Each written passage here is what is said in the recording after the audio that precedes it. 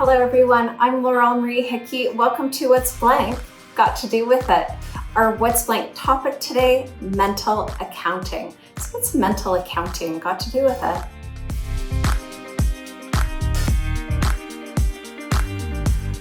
Mental accounting is a bias, and there's countless studies and articles that show that we have an emotional relationship to our money. The way people approach their money, the way people approach their investments can be influenced by a wide range of items. One of the most popular that we see is there is a bias with how we treat our money depending on where the origin is from. Is it from a windfall? Is it from an estate? Is it from money that you've saved over the years? So it really comes to the origin of the money. This concept of mental accounting is from Richard Thaler, and his research shows that people think of the value of money in absolute terms as opposed to relative terms. I'm going to give you an example. Say that you're saving for retirement and you are continually saving on a regular basis. You do check-ins with your trusted portfolio manager. You are investing in a way that you are aligned with. So say you're a conservative investor and you have always invested your registered funds conservatively, if that's your risk tolerance. What we find that's fascinating, and this is what the concept was with mental accounting, is you will treat that money differently than if you received a windfall, as an example. When the same individual receives a windfall, an unexpected inheritance, a huge bonus, whatever it might be, when there's an unexpected cash flow of funds in, they treat this differently and they'll spend it on a luxurious vacation or a vehicle that they've been looking at for a long period of time, a boat, whatever it might be. How they treat this windfall money is very different than how they have treated the money that they have invested over time. So why does an individual treat invested money methodically different than windfall money? The reason for this is mental accounting. It really is important to note that there are times when we really do want to have a separate account, a separate thought process for our money. As an example, an emergency cash reserves, which is 3 to 6 months of what your expenses may be if you were in an emergency. And this money, we do want you to set aside and treat separately than how you normally invest your money. We want to make sure that you have easy access to it. So in this case, it does make sense to sort of compartmentalize this money. So aside from having your money in separate buckets for an emergency savings reserve as a very specific thing that you have the money set aside for if it were to happen to you or if you were in need, the issue with mental accounting and budgeting is by looking at your money in separate buckets, you may not be considering your financial situation as a whole. And that's something that we do as trusted wealth advisors. We want to see everything as a whole.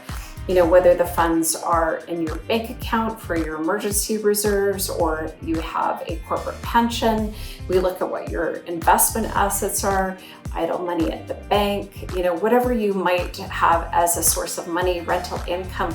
So you may think of it as buckets, we do not. It is one whole bucket that we look at when we build your Advice Suite plan. When you set up a mental account for discretionary items, as an example, the coffees that you spend, the movies, the dinners, everything that you maybe spend your money on, those luxury items, you stop thinking critically about the sum of money spent on these. So it's important to look at it as a whole and not separate it. Mental accounting can also impact us when we look at our investment statement.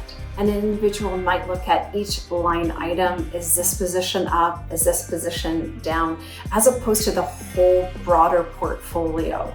So looking at each line item is something we like to do. Absolutely. When we look at your portfolio, we really want to analyze why something is up and something is down, whether it is a fixed income item or an equity item or an alternative item, and also looking to see what sectors are doing well, what has momentum. So we really want to have an understanding of the individual line items on your portfolio, but it is all put together as a collective whole. When you look at the individual items, you also may be overlooking the benefits of diversification, the benefits of having so many things in your portfolio. The reason why you aim for a fully diversified portfolio is so that your positive returns in the portfolio can help to offset the negative ones. The more positions in your portfolio that are negatively correlated, which means they're not all moving in the same direction, the less volatility the portfolio will have. So if you're looking at individual line items, you're not looking at the reason for the composition of the portfolio. It is to mitigate on the downside and to enhance on the upside for return. By being subject to mental accounting, by looking at line items as a bucket, you may be missing out on the true reason for the diversification in the portfolio. Mental accounting is a bias that is difficult to overcome.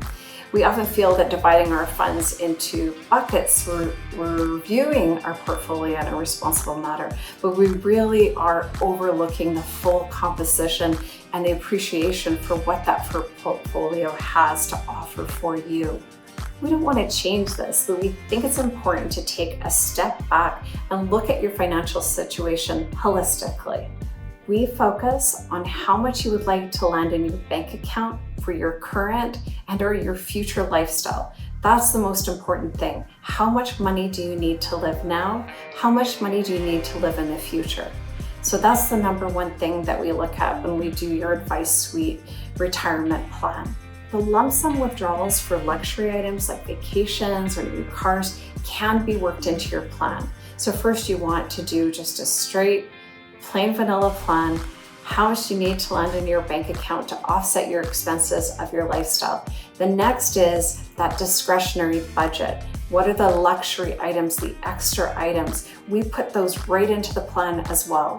It's not a separate bucket, it's added to the total. We really like to add these to the plan because we want to illustrate how these large withdrawals, how these discretionary items can impact the value of your investments over time.